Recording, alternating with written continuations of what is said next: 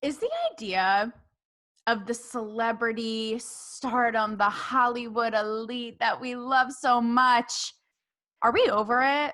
Are they just becoming obsolete? Are they just becoming as irrelevant as my natural hair color that Evan, my guest, pointed out before this? Yes. No, I know. Literally, I look like a boy. This is a question that Evan, my lovely guest here, posed on my Instagram. But Evan, you're a fellow entertainment reporter. Are you looking to Yeah, get I canceled am. today? Are you ready to get canceled on the show today? You can't say that celebrities are becoming irrelevant.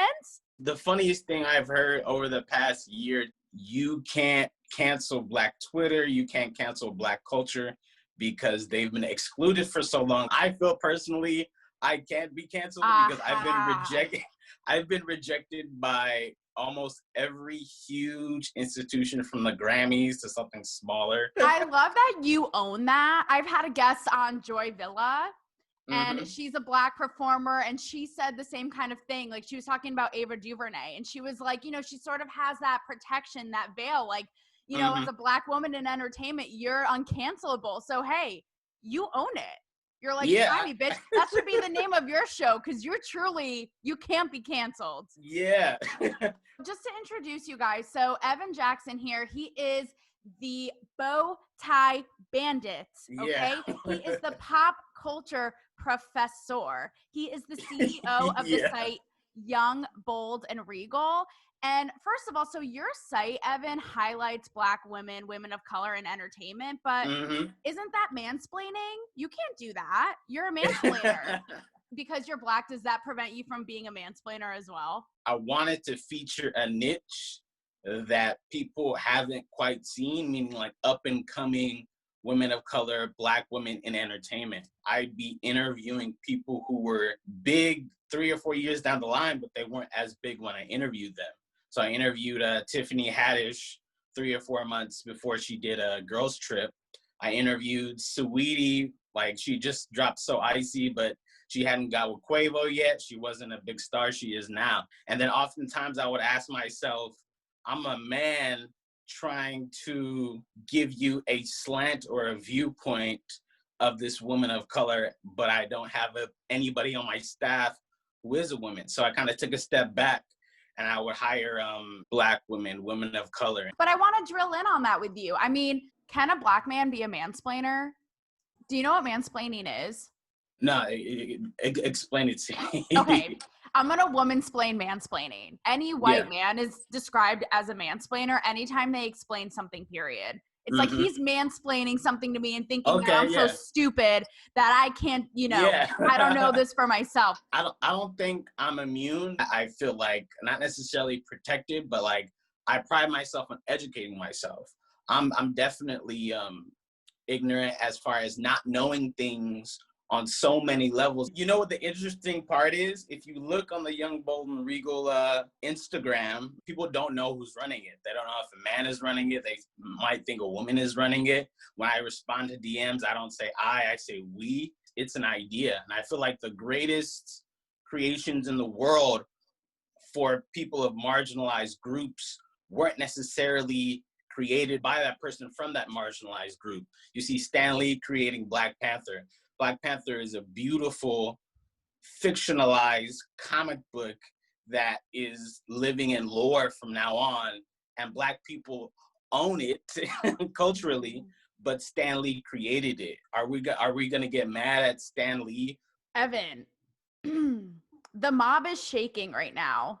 They're shaking in their little booth. You might get some heat for that from the Yeah. mob. And I've gotten heat from all sides. Michael B. Jordan recently, earlier this year, was at a rally. He gave a really great speech about inclusion, letting more Black folk, letting more people of color within the Hollywood realm. I posted it on my YouTube, a little clip, and I then saw like it. every morning I'd get like a racist person like saying some crazy stuff like, oh, he needs to be quiet and make movies. Oh, he's saying this or that. And the interesting thing is you'll never see that on YouTube, because what YouTube does now, it censors it, which is in part good in a way, because you don't want crazy stuff on your YouTube. But I'm like, no, I want people to see this, because I have had the most comments on that one post. and people write me as if I'm Michael B. Jordan, as if I'm his representative. And it's like, it's a YouTube page, people. Like, calm down. The other thing is too how you're like, I don't want them to censor it. I mean, this is a whole other beast in and of itself, but it's something Yeah, that everyone is, it's a huge story impacting our field is big tech and their control and their censorship. And people yeah. argue, this needs to go away, that needs to go away. And, you know, I'm just going to go out and say it. I feel like we need to see all viewpoints because we need Hmm. to know that they're out there. So even if they're heinous and disgusting to you, do you want them to just go away and in your head not know that they really exist somewhere quietly whispering this? Or would you rather see them and go, wow, people actually think this? And that's ironic because that's how the internet started, right? If you look back, you could find uncensored stuff free roaming on YouTube. But YouTube now isn't like it was like 14 years ago. Everything is commercial, family friendly, or censored, right? I like having conversations like this because sometimes conversation like this doesn't get the views. I want you guys listening to take a beat and think about what Evan just said. What I'm gathering from what you just said, bow tie bandit, which where's the bow tie though? I feel like I just got gypped. Is you're essentially saying with the Michael B. Jordan example, people would write racist comments on there, and you're saying, well, let's see them. Let's see Hmm. them. They're disgusting, but let's see that they're out there. Yeah, and what's scary about it is the anonymity of it as well. And I feel like there's a fine line between free speech and hate speech. And Right. okay, Yes. I'll Yes. I'll hear your hate speech, but please allow us as the collective people to say that's disgusting. You have no place in our community. We're gonna exit you out of here. But now but you can't do that now. There's a desperation from commenters, from entertainers talking about the death of celebrity stardom. There's a desperation of people in general for news, and it's strange because it used to be a separation of the two. Entertainment was this kind of like fun type of thing you could escape and watch movies and eat popcorn tune. That's interesting, but now it's all like melding together. No, now it's Mark Zuckerberg's wet dream. And how you just described it, I just feel like it's the end of the episode. So bye. Like that was perfect. See you all later. All right, goodbye, folks. I want to go down so many avenues right now, but one is, someone listening might say it's contradictory because these people are entertainment reporters and they're talking about, is the celebrity obsolete? And then you have Evan over here whose own site is showcasing the celebrity and your content is very much about how you described a Yeah. certain, a creator or an actress's or an entrepreneur's journey and Hmm. making it and that sort of thing. And I think it's sort of contradictory because right now people are like, well, what do we care? So I'm sure you're on a seesaw about that, right? Yeah, because I had to have, I guess, a conversation with myself. If I get caught up in getting photos of a quote unquote Rihanna or Leo DiCaprio or Denzel, what if I don't get that for an entire year? What if I don't get that for 5 years? Then what does that make? What does that make my content? So my content can't be surrounded by that. It has to be surrounded by something more. And entertainment and it does sound contradictory and oxymoron, but the entertainment factor doesn't always have to center around the biggest stars in the universe. But with people feeling less connected to stars and actors, do you worry on some level? Like, do people care? Do people care right now? Or do they have bigger issues, Yeah, and what I do is that's why I posted the Michael B. Jordan clip, because from his perspective, a lot of people might think you're good, you're A-list. Why are you even addressing it? But he Right. takes on that unfair responsibility of being a black man in Hollywood. No, like to comparatively, even though I love Leo DiCaprio is out here like saving tigers in the UN. He's not being asked by the totality of the white male population to address something immediately. If you're going to call yourself a celebrity or you really achieve that or want that, you're going to have to take up on some of those societal pressures as well, fairly or unfairly. You're saying that it needs to be deeper, like the fluff, Yeah. like to you. So, you know, obviously with my site Talk to Me, and now with this podcast Cancel Me Baby, I just went totally rogue with celebrity Yeah, coverage, like you really did. calling it out. Even with my site Talk to Me, like I was Yeah. bored of the fluff, and you know, oh, your latest project, I really like went there. So to you, what is fluff and what is deeper right now at this moment in time, when people are like, what is even a celebrity? Like, who cares? For entertainment reporters, like, we're lucky. We're not political journalists. We're not put in a certain box. Entertainment is the most like vague word of almost of all time, But right? aren't we political now? Everything is political. Everything is political, which can be really annoying. And I told people, you know, what if Joe Biden wins and fast forward a year from now? What does that look like politically when entertainment people, when other people speak? Does it change? Does people's perspective change? Is it like maybe it's not as what it seems, or maybe it's not as bad as it seems? What if Trump wins? If Trump wins a year from now, is it even worse? You and I talked about this. What's going to happen with that?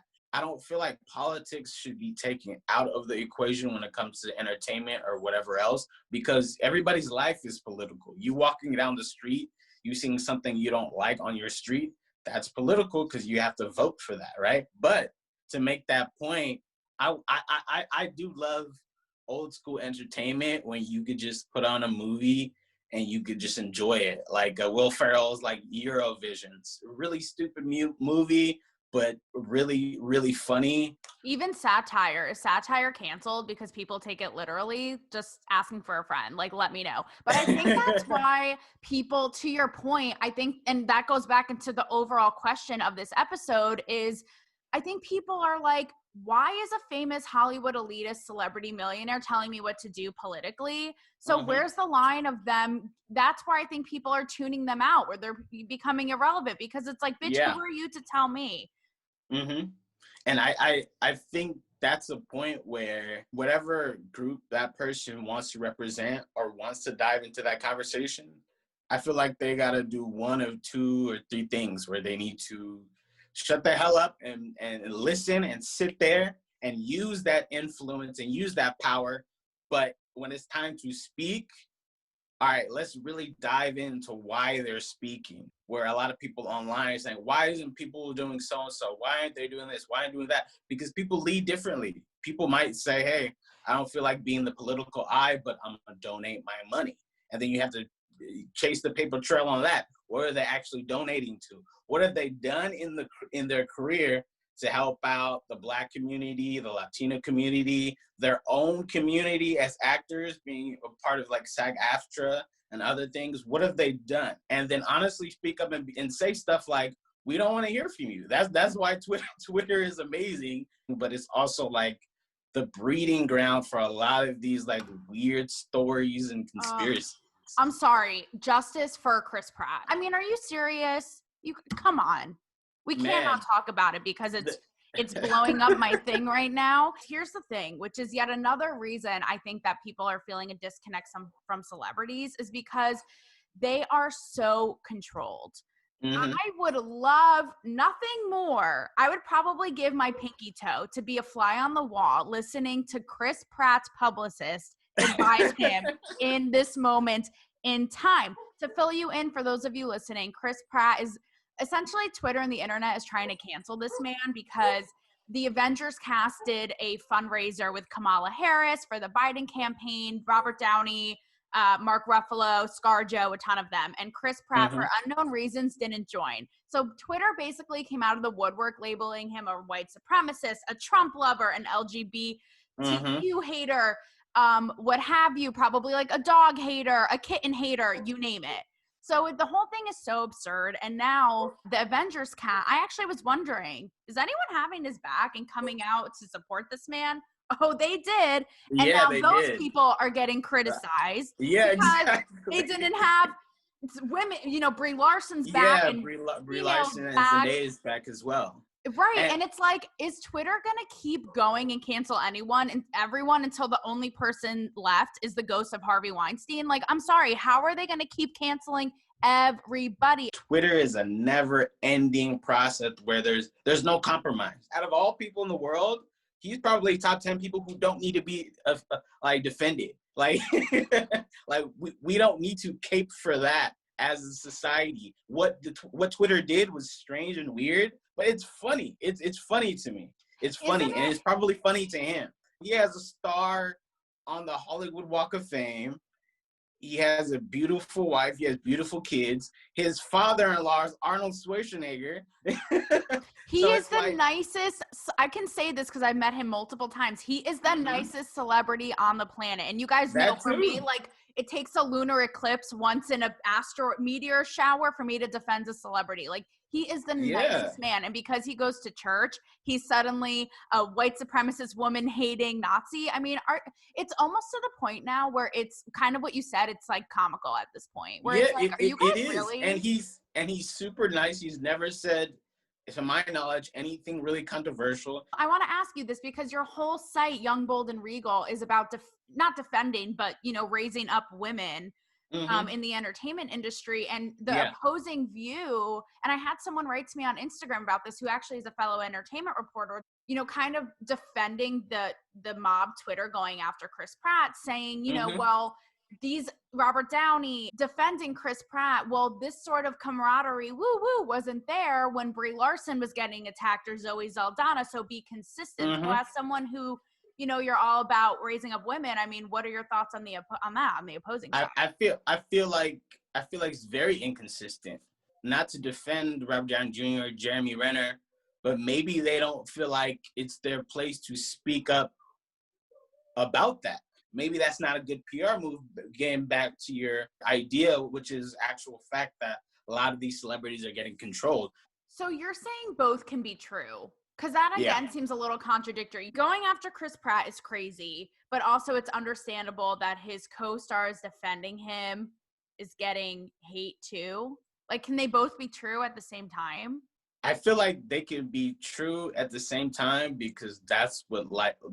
That's what Socrates says, that the elevation of a great mind, I'm paraphrasing, is entertaining two opposite ideas at the same time and not believing in them either way. Gray area doesn't exist in 2020. Didn't know if you Oh knew. yeah. So sorry, you're void, Yeah. Evan. Yeah, I feel like people don't understand, and I think that's why people are so political, because they feel that politics is their way or the highway sometimes when it's a huge ass compromise. You I know what I mean, mean? listen, him not even, someone else wrote to me on Instagram with a good point. They were like, he never even said who he supported. He Yeah. merely didn't show up for something, and that in itself warrants. So, Hmm. so do you think that his co-stars coming out to support him was okay? Personally, I think it's okay because it's like it's the brand. It's the Avengers Assemble, right? Yeah, but you're gonna But have women going, well, why didn't they do it for Brie and Zoe?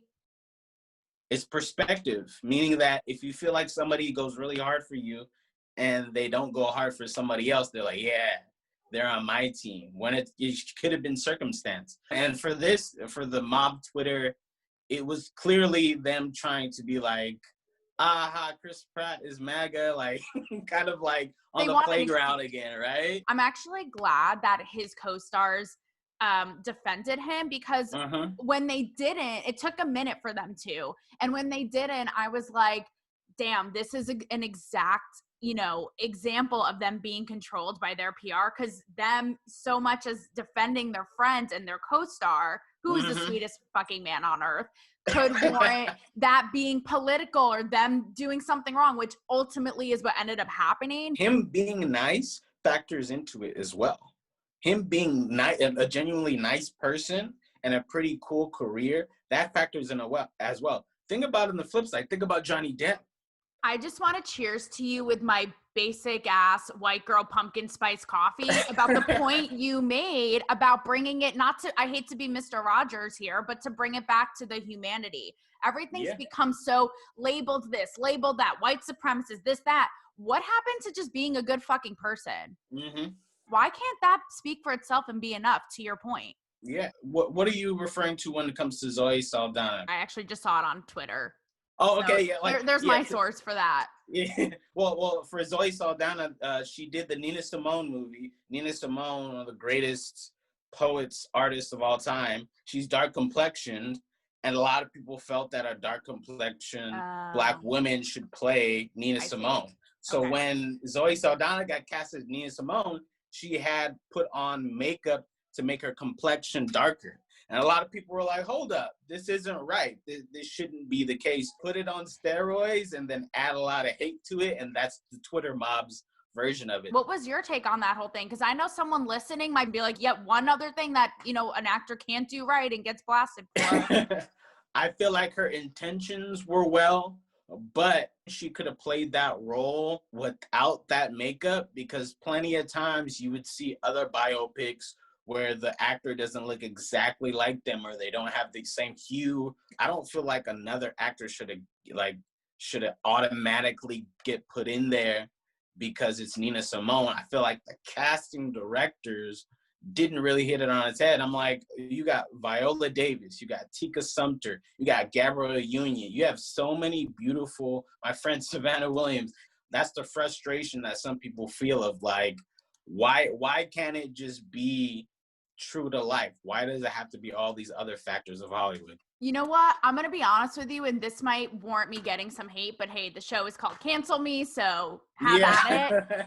I feel like that's a thing with Beyonce, because Beyonce is a lighter skinned Black woman. We don't really see, I mean, honestly, like what you're saying, that really darker complexion, the violas, you know what I mean? Do we really have that woman truly represented at the superstar level of Beyonce's, of the Oprahs? And I feel like we don't. And you don't. That's why you in Beyonce's music video, Brown Skin Girl, she has obviously her best friend, we all know and love, Kelly Rowland. That's why she has Naomi Campbell. That's why she has Lupita Nyong'o. And she says in the music video, brown skin girl, and she refers to dark skin girls. And she knows she can't make a song like that and the visual not have that. All right, the Oscars inclusion story. So I was on Fox News talking about this. What was your take? Is it too much? Was it too many rules? Was it too PC?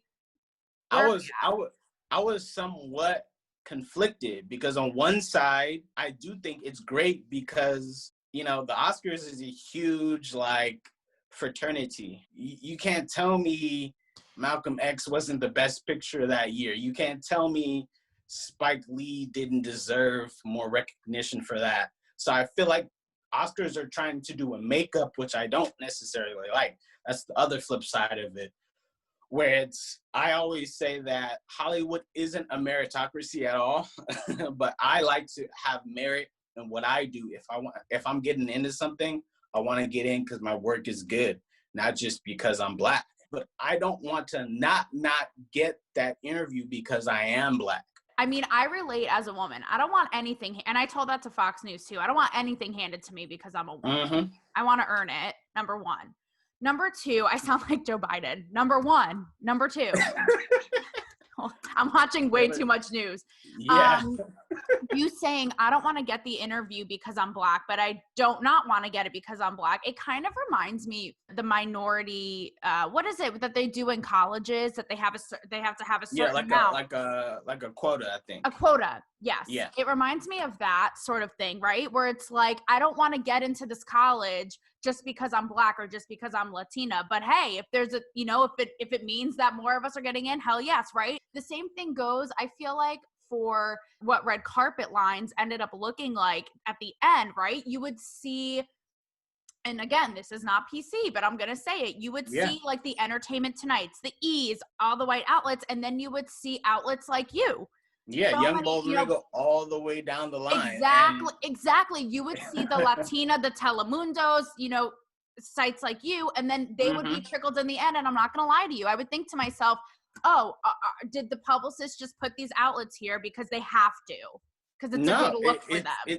And the thing is, if you're Entertainment Tonight, right? What's the point of helping out Young, Bold, and Regal get a better spot? There's no point. But now that the E! News is canceled, now that I look at like Extra and all these other entertainment reporters, and you and I are getting more views than them per video because we're reaching more to the people via Instagram, via streaming, is changing. Well, this is where it's hypocritical, because I wrote a piece for Huffington Post. It's the same idea. I wrote a piece for HuffPost a few years ago when the whole Me Too, black dresses, and I called E! hypocritical because I was like, how on God's green earth are you going to have your be like, me too, woohoo, all in black, and then have Ryan Seacrest, who's in the hot spot right now for an alleged Me Too thing, whether he did it or not, be your face, the face of your network, and then you're not going to ask anyone about it. It's like, that's hypocritical. And that goes to your point, which is, you know, the Entertainment Tonight's and all this. If they're going to preach all day about diversity, well, why wouldn't they give up their spot for yours? Because people don't really, when it comes down to it, they don't walk the walk. They'll do it on the surface all till they're blue in the face. And that's the experience that I've had and other people have had. On the flip side of that, because there's, of course, there's gray and there's two sides to every story, which also fake news forgets to recall, is that, you know, which is, you know, to their credit, it stung a little on the carpet, but I would see black actresses a lot of the time skip over everybody and then go straight to the black outlets, which I get it. You know, like I said, it hurt. It hurt. I wanted my Gabrielle Union clip. So now you know how it feels. Because I've been on, and I've had these conversations with award shows, and I say, you guys aren't doing your due diligence, and I get in there, and you can call it a quota, you can call it whatever you want, but I'm in there like swimwear, just like everybody else. I don't know though that people would. I mean, especially in Hollywood, because they're so scared. I don't know that people would avoid you because you're black. If anything, I think it would be the opposite. Like we said before, with them purposefully, you know, giving you their attention. But I feel like it's a combination though, meaning that I'm super, super like independent. Like I'm Ant-Man size, like, but you combine that with the fact that these black outlets get put at the end. Right. And I get like the very last slot. Why isn't a Gucci man stopping to interview with them, but he just interviewed with Entertainment Tonight, right? Sometimes these publicists don't think these black journalists or black publications can give their artist or their actor the buzz they need. Inclusion and diversity is such a buzzy thing in Hollywood right now. I mean, look at the Oscars and the new Oscars rules for Best Picture, which we're talking about. So you would think that, you know, what you just said, you know, they don't think that our outlets could give them the buzz. Well, if that is all the buzz right now, wouldn't they think that you guys are the ones? Like, that's where it doesn't add up. Like, you guys listening, this is where Hollywood doesn't add up and adhere to its own rules. Yeah. Hollywood is taking a backseat to everything else. Hollywood thinks it's the biggest star in the universe a lot of the time, right? What do you think? I mean, to get back to celebrities and being controlled and, you know, saying and doing the right thing. I mean, with this whole Oscars thing, you know, Kirstie Alley had tweeted saying that it was outrageous. I'm sure you saw that it's stifling, you know, it's stifling for artistic expression. And, you know, you can't start telling people like, since when does art, you know, would you tell Van Gogh or Picasso, well, your flowers have to look like this. It has to be like this. So that's why I was conflicted by the whole thing as well, because of course I want to see every color, every shape, every size on screen. But then I saw someone also argue, well, are you now just going to see, it's like the college admissions. Are you just going to see art that has it because it has to be in there? Are you going to see this Asian woman standing in the corner with a meaningless role, but she's there? Like, is that hurting or helping? So what I said actually to Fox News, and they didn't include this, is they said that I told them, you know, I've had so many countless, you know, on my site in interview videos and off the record, you know, interactions with celebrities from every walk of life, black, white, you name it, saying, you know, the cancel culture and the whole PC, it's gone too far. It's inhibiting art. And the correspondent challenged me, and he said, and of course, none of this was included in the segment, but he challenged me and he said, really? Black entertainers say that? I have a hard time believing that they would say that. So what is your take? I mean, has the PC culture gone too far? And I'm conflicted too because Kirstie Alley in those, I forgot, Guess Who's Talking with John Travolta. I love that movie. Now you're forcing me to like not watch that as much every now and then. But but not necessarily to her point, but a lot of people are asking about these inclusionary rules. Is it just on the surface? Do I just put all these elements Right. that you say in there in this, and boom, I have my movie, right? But the cream will always rise to the top. Like, we know which movies were the greatest movies of the year, and we look at the best picture and we're like, that's not it. And sometimes art gets so rigid that it gets put in a box where you're like, that's a beautiful film, but that was boring as hell. I feel like there's a frustration when it comes to Black and brown folk of, why aren't you looking at our art and critiquing it the same way you look at this other type of art? At the same time, I don't want it to be the driving force for the Oscar committee to be like, it has all of these Setting points, a we need this criteria. movie in there, even though it's not a movie that's been well received. I want it to be well rounded. When this news came out, why didn't more celebrities talk about it? Whether being a Kirstie Alley and saying this is going too far or supporting it. Do you think it's like, part of me thinks it's because they It's agree money. and that it's gone, that, that It, it's gone too it, far? it's money, because respectfully, if you're Brad Pitt, if you're all these other people who are A-list actors and actresses who are white, you're not going to see the same roles you've gotten 3 or 4 years ago, maybe even 10 years ago, right? If you look at The Irishman, I love the movie The Irishman, Martin Scorsese. It got zero love. You know why? People don't want to see those types of movies anymore with an all-white cast with one female speaking role, or two or three, right?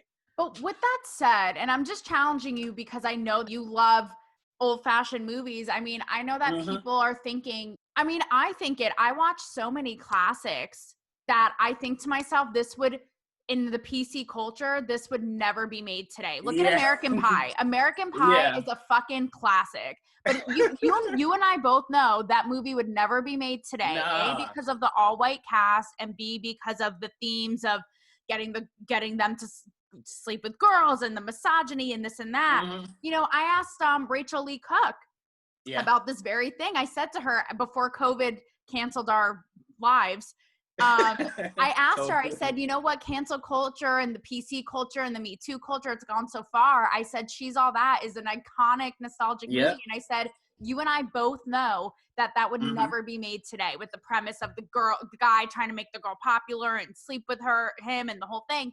And yet again, with celebrities being controlled, and you guys can look at this video, it's on my YouTube. She sort of like shied away from it and was like, the pendulum always swings the other way, but like she sort of like got all uncomfortable and essentially walked away from me. And it's like, She was like, see you later, I'm not touching that, right? She's not gonna mess up her exactly. money. But what about that, Evan? I mean, what about, movies, a lot of people thinking, well, shit, like these wouldn't even be made now. And that's sort of raw comedy and going there. I feel like there's culture, and then I feel like there's counterculture. And in my opinion, the counterculture is always more interesting to me, because that counterculture swings the pendulum in becoming the culture. So the counterculture now would be those non-PC movies that are coming out, right? But who Like usually, Borat. like Borat, right? But who usually benefits from that? The white male patriarchy, because it's almost sometimes like there's a veil of, well, they could do anything and bounce from that. Like Borat, Sacha Baron Cohen, he could do that, and he could also do the trial for Chicago 7, right? So the versatility. The counterculture is still there, even though it's like on its deathbed. The counterculture is still there. I want movies like American Pie, She's All That, Bring It On. I want those movies to be relevant and come back, and not us do 1,000 think pieces on why it's wrong. I don't want a Black version of She's All That, right? I want an original version of original movie that happens to have an amazing and beautiful Black cast of different variations of Black people that's involved in the teenage world. That would be interesting. It can happen. And the only way that it can happen is if the executives and the people in power put the money behind it. That's why Rachel Lee Cook walked away, because she's thinking, I don't want to mess up my money. And that's why a lot of people didn't talk about the Oscars inclusionary and didn't speak up more about it, because they don't want to mess up their money either. I don't blame them, because if you make space for somebody else in your industry, you're going to lose some ground. But when you said, I don't want a black she's all that, you know, they're even doing it now with the woman. They're doing a reboot where the woman is Freddie Prinze Jr. and the guy, and they're doing it reverse. I think, to your point, when people hear that, oh, they're doing it as a black cast or doing it as a woman, I think people roll their eyes. They're like, here we go again. Yeah. PC culture just trying to make up for it. And it's like, come on. Because the number one export of Hollywood is nostalgia, right? But how can you have nostalgia when you're not creating anything new? That will be nostalgic later. Exactly. It's just old stuff repeating itself. Yeah. And don't get me wrong, the Fast Times at Ridgemont High reunion thing with Jennifer Aniston, Brad Pitt, Shia LaBeouf, it was hilarious. But I'm like, where's the room for originality? And a lot of times in originality is messy, it's controversial, it's interesting, it's sometimes taboo. And that's okay. I want more celebrities to leverage their power to create something great. And whether it's on screen or in person, I like that. And that's what entertainment is turning towards. Before, I feel like you could put out a movie and you could just be like, do your press run and chill. But now you have to like put on your right gear. You got to put on your political hat. You got to put on your I cape for this hat. When they said The Rock came out for Joe Biden, I'm kind of like, that's cool, but like that does not affect me in any way possible. Like, we're reading way too much into that, I feel. With that said, right, where are we at now with celebrities being relevant, being controlled, right? Because you have the people like the Kirstie Alleys. Look at 50 Cent coming out for Trump. That's another one, right? And then the Chris Pratt, who doesn't even fucking say a word, and he's canceled, right? Then you have the other side of it, which is I got a pitch, an email pitch yesterday, where it's like so comical. It's mind numbing. A celebrity female, I've interviewed her before, cool chick, huge boobs, you do the math. And the publicist pitched me to interview this woman about her foster dog. I shit you not. All about getting a foster dog. And I'm thinking to myself, are you like oxygen deprived with Elon Musk on Mars? Because who gives a shit about your foster dog when we have all of this going on in the world? Bitch, post a thing about it on your Instagram story and call it a fucking day. You need to do an interview about it. Like, you're that controlled where your publicist has to set up a shiny, nice little in the box thing about your dog. So can they win? Because you have people who are outspoken or don't even speak, like Chris Pratt getting crucified. But then you have this girl wanting to talk about her dog, and we're all like, who fucking cares? So where do they stand? Like, is it damned if you do, damned if you don't? They can't win. What is it? I think it takes into the desperation of the celebrity, not that celebrity in particular, but the celebrity star, the desperation. But if you live your life and you represent things outside of yourself, you'll always be in the news cycle, whether you want that attention or not. And that's a good thing if you're a celebrity, because you're amplifying what you represent. But if you truly don't represent things that people care about, you will put out incredible, weird fluff out there, like that storyline. It comes to the desperation of, what can I do for my client in this climate of COVID and nothing is out? No new movies are out. What can I do to really put their buzz out there? And something like that is like, wow, like we idolize these people so much. And then when there's nothing to idolize them about, they become literally idle. People are looking for celebrities to represent something bigger than themselves. Because when you're doing everyday stuff and you see stuff that isn't everyday, somebody who has literally lived out their dreams, you want something more from them, and that's hard for celebrities. We're really in this crossroads of you know, is the idea of the celebrity going to go away? Is it going to become irrelevant? Is it going to shapeshift? What is it going to look like? And from, you know, the way I see it is, you know, and we're in this world, so we love it. You know, we clearly love this world and pop culture, and I don't see celebrities going away. And even though I riff on them and tease them, I don't want them to go away, but I have to agree with you. I feel like their place right now is to just, and I've said this from the start of this podcast, is be about it. Be about something. Be about it through and through. And I feel like what we need from celebrities is for them to not, to stand by what you're saying wholeheartedly. I don't want to hear this, oh, I'm so sorry, I'm such a bad person, oh, I'm the Grim Reaper. Oh, shut up. Just stand by what you mean. And I feel like we need, honestly, the Kanye's, the Dave Portnoy's. They're against the group think. Don't apologize. They stand by what they say, and therefore they're really uncancelable, which is what I love. Don't cave into, you know, Twitter and this and that. Just be about it, because that's what's really, at the end of the day, going to impact people positively and make a change. And then one quick note about Kanye is like that, about you know, that. So you mentioned Kanye. That's episode 2. No.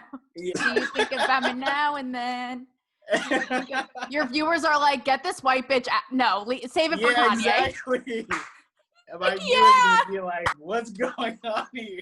Just one quick note. My favorite album of all time is My Beautiful Dark Twisted Fantasy. Came out 10 years ago, right? So when Kanye was going through one of his yet again artist performances, right, with the whole Trump thing, I'm like, he's doing this for something more than what it is, right? It's not like, I don't know if he truly believes it, but then listening more, he does believe in Trump's ideals or whatever the case is, right? But I still give my space the time to love his art that he took out. I don't agree with Kanye West politically on that point. What if 2 years from now we're not even talking about Trump? What if we're talking about like AOC? What if we're talking about Ted Cruz? You know what I mean? Like that's what's so interesting too, where it's like people get so trendy and get so now, and celebrities really get that way, where I'm like, you could put out a new movie and then people will forget back in the day, right? But now they're gonna remind you what you did. And that's a double-edged sword too, because sometimes you need to be reminded of the things of the past, not necessarily to repent, but to look at and examine, okay, what was your thinking process there? There's too much judging, and then there's things that where I'm like, let it be on its surface. Let it just live on its own.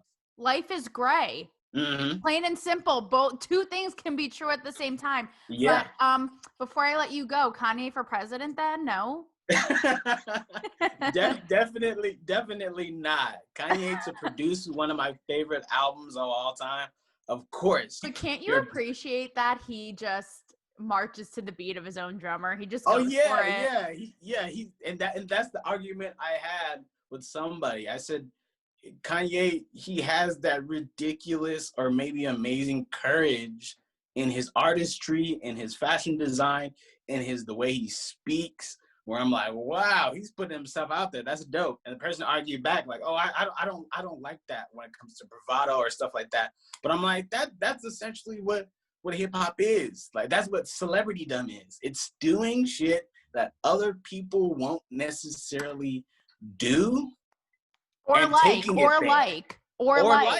And stick with it. I think that's a perfect way to end this. Celebrities need to take a page, whether you agree with him or not. You need to take a page out of Kanye's book. Be as Looney Tunes as you want, but at least stick to it. Yeah, and then quick shout outs. One, not necessarily shout outs, but I want people to know about is that the unrest in Nigeria and the violence there definitely needs to end. And it's crazy and it's breaking my heart, and people need to be more aware of that. Finally, follow Taylor. She's gonna be a star. We have these conversations off the record all the time, but when it comes to pop culture and entertainment analysis, like we're the best out, and she's the best out. Aw, listen, I appreciate you. First of all, that means so much coming from you. And as you guys can see, why I adore this man and respect the hell out of him is because I love someone who thinks for themselves and thinks in the gray and isn't with the group think and, is intelligent and can see all sides. So I adore you, and justice for Chris Pratt.